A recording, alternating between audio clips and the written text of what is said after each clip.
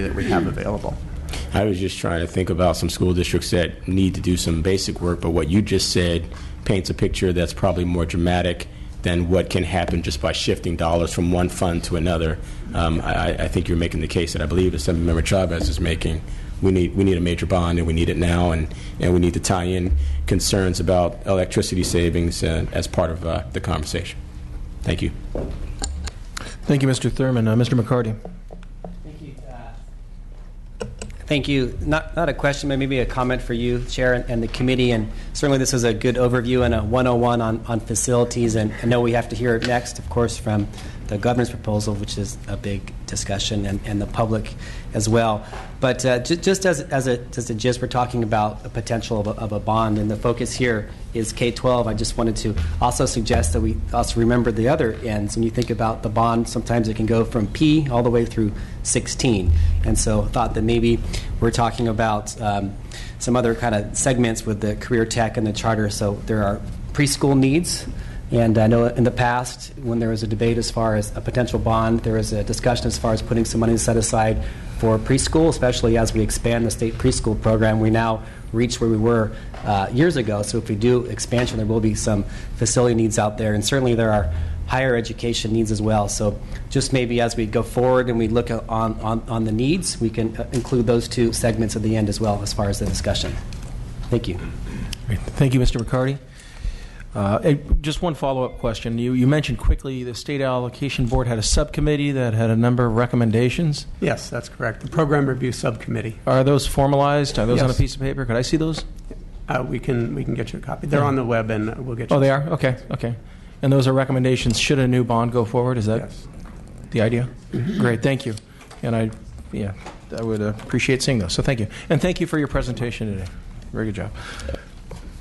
With that, we're going to move on to our next speakers. They are from the governor's office. They are going to speak about the governor's school facility proposals. We look forward to hearing those. Thomas Todd and Juan Morales from the California Department of Finance. They're going to bring comments to the governor's proposals, specific proposals. Are these guys next? Okay. Thank you, Mr. Chair, members. Again, Juan Morales with the Department of Finance. Over the past 2 years, the administration has noted significant shortcomings with the existing program. For example, what started off as a simple program with less state oversight has grown into an overly complex structure with multiple state agency approvals. The program has become costly for both the state and school districts, and it doesn't provide adequate local control for school districts when they design their plans.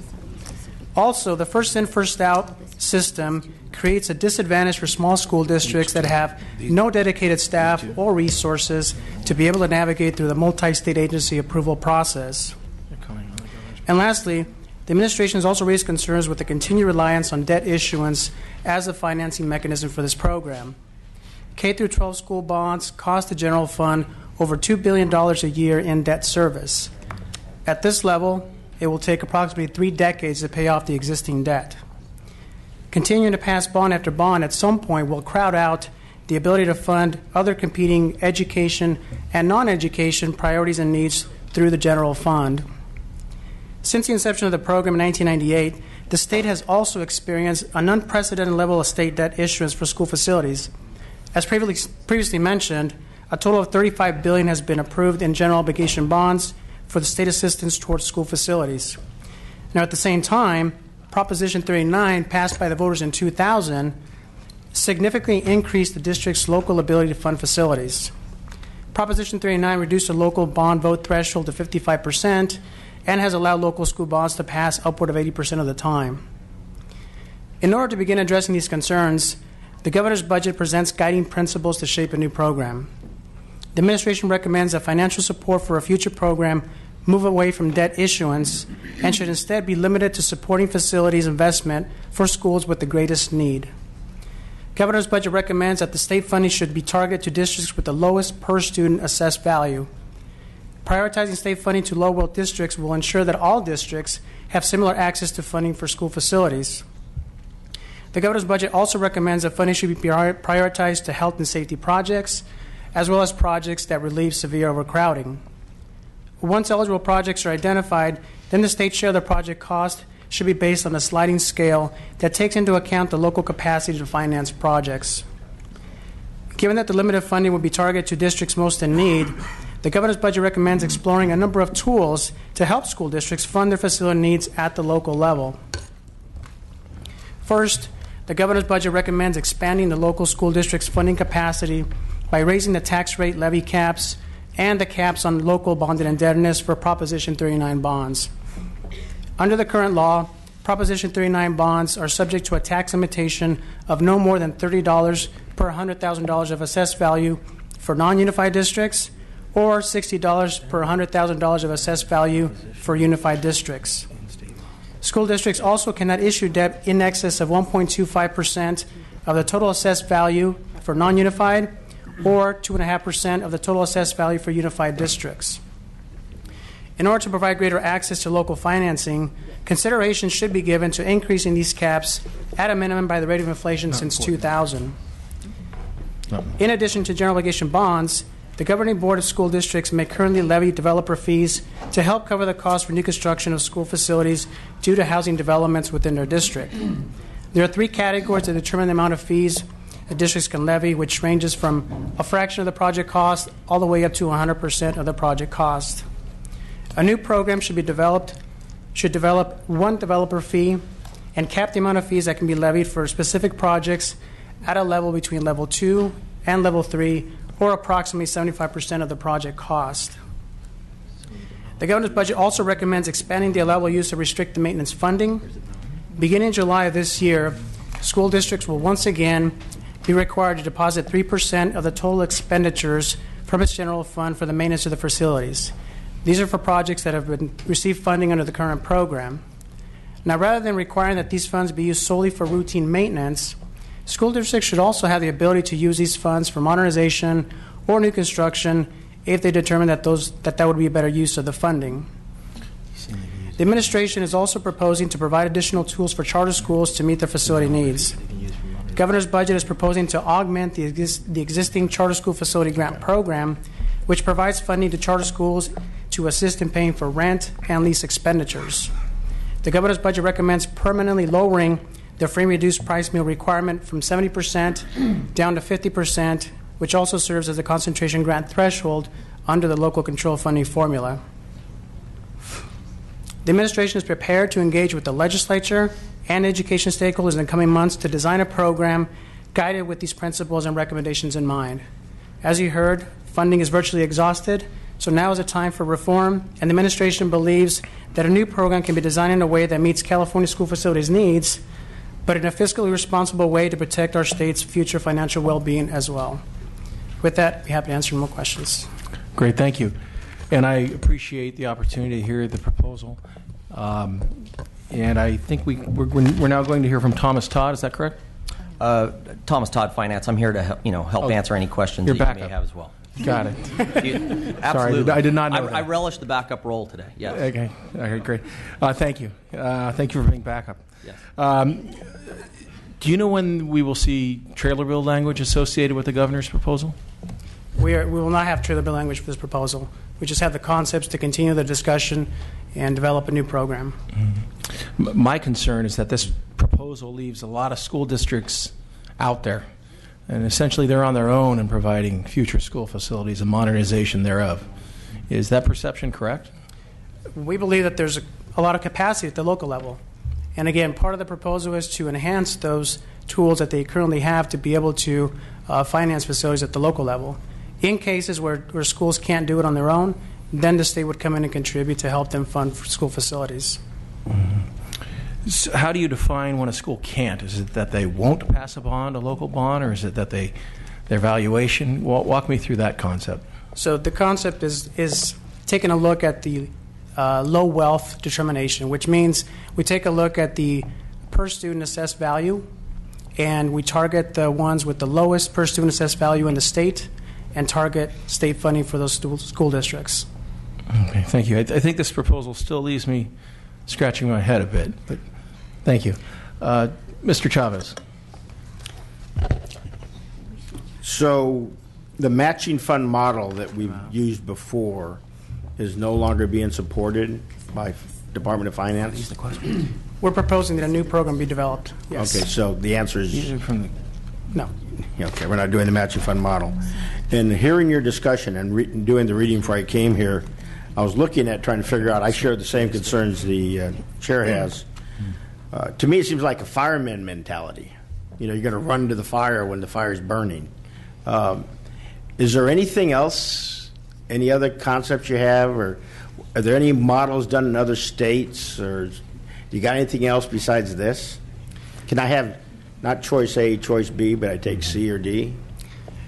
Using low wealth to prioritize state funding is actually used in other states. We did look at other states, and that's what a lot of other states use in a way to prioritize state funding. We took a look at that, and we thought that that would be the best way to go with California. Again, given the fact that we're moving away from debt issuance and focusing limited funding on the districts that need it the most. So low wealth, can you give me the states that use the low wealth model so I can go talk Yes, to some people? New York, Texas, Colorado, Massachusetts, Illinois. That's I'm sure good. there's a few others. Texas. I thought we didn't follow Texas in anything. I thought that was we're upset with them. Okay. Well, thank you very much. I'll go do my homework. Thank you. Ms. Kim. Just to be clear, is it the intent of the Governor Brown to bring an end to the state and local partnership that has worked so well to produce new schools and modernize existing school facilities? Am I hearing something? Again, it's our proposal to develop a new program that moves away from debt issuance and does provide funding for the districts that need it the most. And also providing tools for school districts to be able to finance school facilities at the local level. Let me offer a couple other comments. So it's I appreciate the sentiment from some folks that would suggest that we're leaving districts sort of out in the lurch on this. What we're trying to do is, one of our foremost concerns is honestly the state's own capacity to continue to carry debt. Right? We've authorized $35 billion in school bonds since 1998. This year, the indebtedness costs on that, the cost to the general fund on that, will be roughly $2.4 billion, and it's going to be roughly $2.5 billion for the next 15 years. That's a lot of money. That's money that could be spent to fund, a sizable program on the non-education side of the budget, or that's money that could be used to fund caseload and other programs, on the non-education side of the budget. And so for us, as we propose these sort of guiding principles for a new program, what we are fundamentally trying to sort of boil down is what level of support the state should provide against the backdrop of need, and defining those school districts that have the greatest need, rather than the current program, which actually simply opens its door up to anybody, irrespective of sort of the lens of need that we're trying to apply to that. And when I say need, what I'm predominantly referring to is local capacity. There's very clearly local capacity in many areas of the state to absorb a greater portion of these costs. And, along with that, we have provided a great deal of financial flexibility to the local school districts in the form of the local control funding formula. So prior to the inception of the local control funding formula, there was more than $1 billion tied up in categorical programs, which had to be spent on specific purposes, almost none of which were related to school facilities. They now have that money embedded in their base resources, and it can be spent for any purpose, including school facilities. And we would expect, Proposition 98 for K-14 education is proposed to be $65.7 billion this year. We understand that there are a lot of competing needs for those dollars, in the classroom. When it comes to rebuilding programs, hiring back teachers, rebuilding salaries, and other things. And so we appreciate all of that. But, looking ahead, substantial investments are going to continue to be made in the local control funding formula. Those dollars should be on the table. They should be, they should be considered, obviously, within the context of planning for future school facility needs. The local flexibilities that Juan mentioned, we are very interested in exploring those because, like I said, we think there is untapped potential out there that should be tapped into, rather than simply just authorizing, another $9 or $10 or $11 billion bond. That we are going to have to pay hundreds of millions of dollars of GO bond debt costs on, coupled with, the multi-billion-dollar commitment, that we're already on the hook for.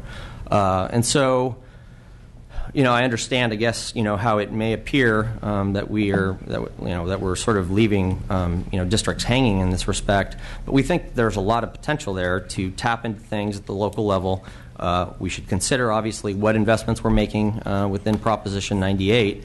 And then, we should figure out what level of support the state does need to provide. I mean, we're not saying, to any of you here that the state does not need to provide any additional resources for school facilities. What we're saying, though, is that from where we stand, the administration is not simply going to support another $9 or $10 billion bond that utilizes the same program that we have criticized now for over 2 years. And we've made our concerns about the existing program very clear.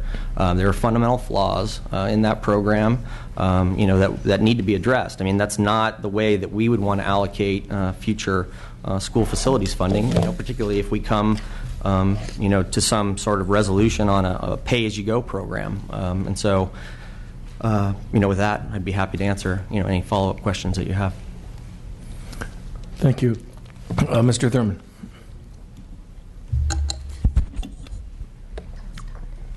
Thank you, Chair. Ms. Child, I wanted to just follow up. You were talking a bit ago about local capacity of districts, and I do need to couch my comments saying that I served on a school board at a district that had almost no money in the general fund to do anything. Actually, we had to pass parcel taxes to pay for books, PE teachers, library, and librarians, and many others. How do you assess, when you made that statement that districts that have the ability to absorb those costs, how do you assess that? And do you have information about districts that can't afford to pay for facilities costs in their general funds? And then for those districts that do attempt a bond and fail, even with the threshold being lowered to 55%, I know that there are many districts, for whatever reason, they just won't pass. So if a district tries and fails, is there a provision that says that even if they don't meet the category of serving students in need, that they can also receive state support? On the latter first, I mean, clearly that would be a consideration within whatever matrix we would develop, that defines need. Yeah. I mean, if you've gone to your voters repeatedly and they just continue to tell you no, I mean, you don't have, I mean, setting aside demographics or whatever else, may sort of be reflective, in the district, there are clearly some capacity issues that you face if your voters are telling you no time after time after time. So that is something that we would obviously, yes, want to factor in terms of, determining, need, and some measure of need or capacity is, the willingness of the local electorate. That would have to be factored in, absolutely, yes. To your first question on the data, there is data that is out there that is available. We've begun to look at some of that, and you have to look at that data in order to sort of develop, whatever matrix of need you're going to come up with. I mean, Juan mentioned you start with, per assessed values. You can do an analysis that is more sophisticated and complicated than that, and we're looking at those things. But at this point, we're still in the process of sort of reviewing that data. So we don't have a more specific matrix of need that I can share with you at this point. Could you say on average those districts that have the ability to absorb costs related to facility needs in their general fund, can you say on average how much they have, a percentage of their general fund? Or, if a district has $100 million worth of its budget, what percentage could they spend? And I'm not only asking that because I've just never been around a school district. Maybe I'm in the wrong places, but I've never been around a school district that could manage anything other than basic maintenance, like a bad storm, there was damage, there's wear and tear. Right. And as our chair pointed out, we've got schools that are in dire need for beyond that, like health and safety type stuff.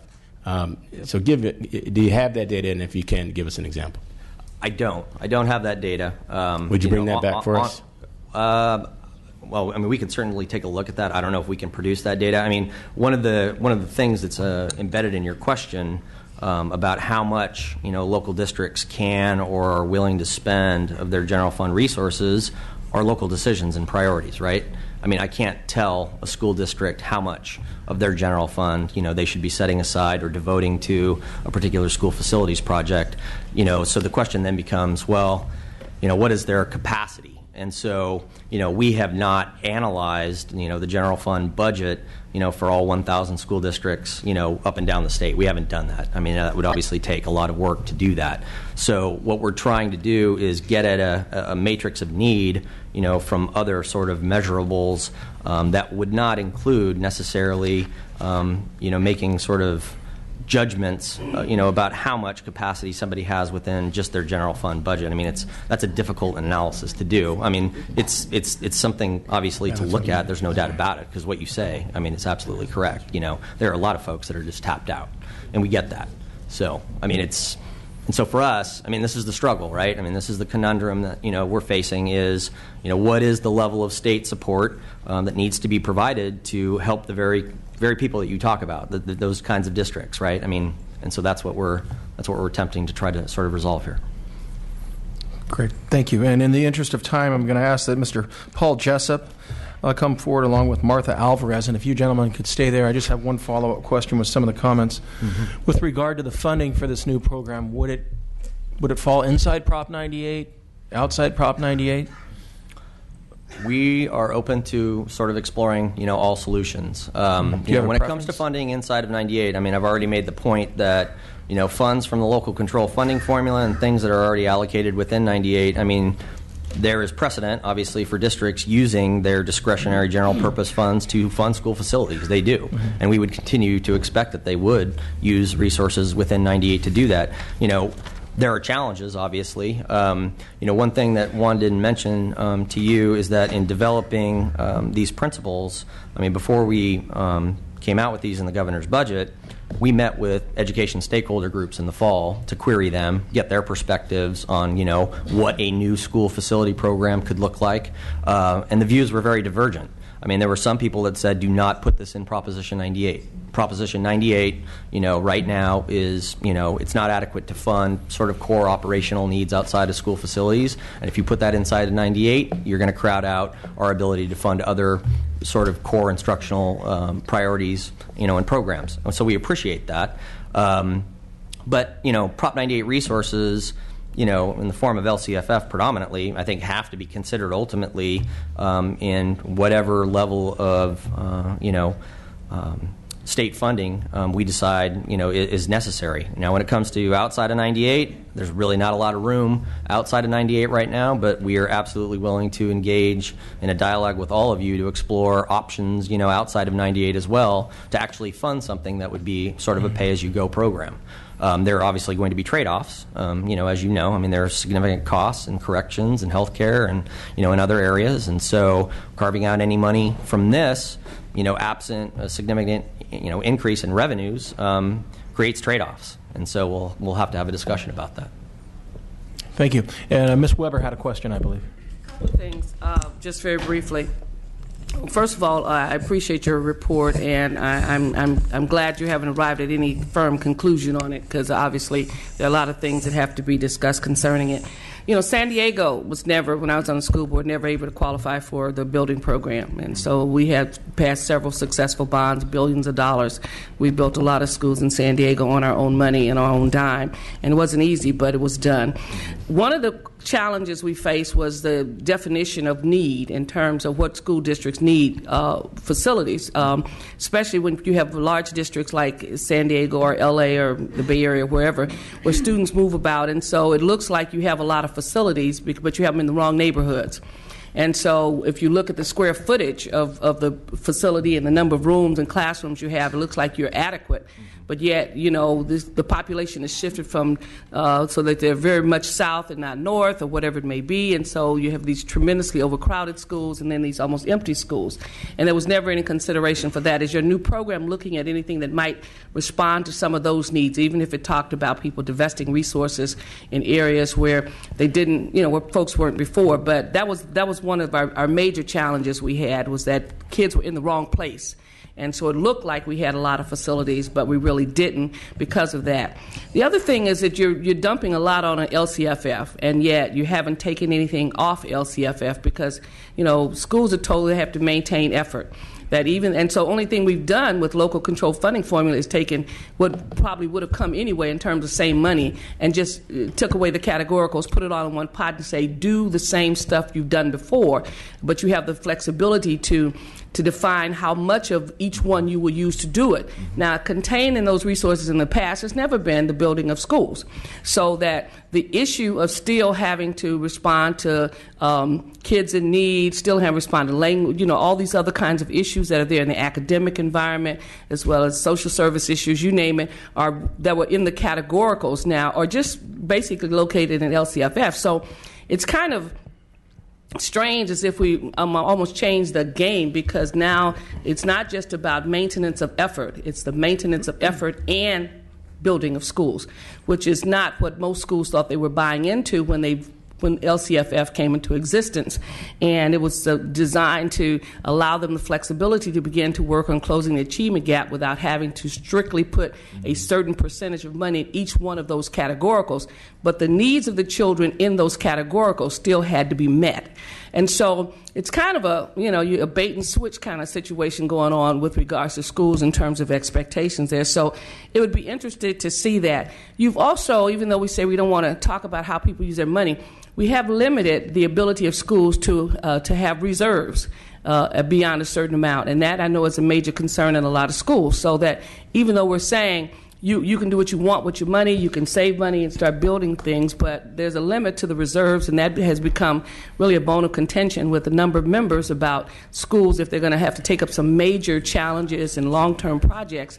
If they're limited in their ability to have reserves, which came out, I guess, in last year's budget or the year before, I can't remember which one, that also is difficult. So I'm hoping as you craft this, that all of those things will be come into consideration, because there's a lot of inconsistencies in our plans, our programs, and our visions and expectations for district at this point with regards to facilities. Yeah. If I may, just real quick, just to respond to a couple of points. So we understand that the reserve issue is contentious, and that will also be discussed with stakeholders in the coming weeks. I would point out, though, that there are no impingements on reserves right now, and that is not actually, those caps on reserves that people have talked about, those are not going to be triggered anytime soon, certainly not within the next 3 or 4 years, not within the budget forecast period. On your points about LCFF, so over the course of the last 3 years, we've invested more than $10 billion in new money in LCFF. I'm not suggesting that any new school facilities program should be predominantly funded under LCFF. I think what I'm suggesting is, unlike the old program where districts were sort of, they were in a pattern where they could depend on, Proposition 98 resources to do X, Y, and Z, and then they had this state program that was outside of 98. I would suggest to you that there are some districts that, probably didn't consider the facilities needs within the overall context of the operating budget as good as they could have.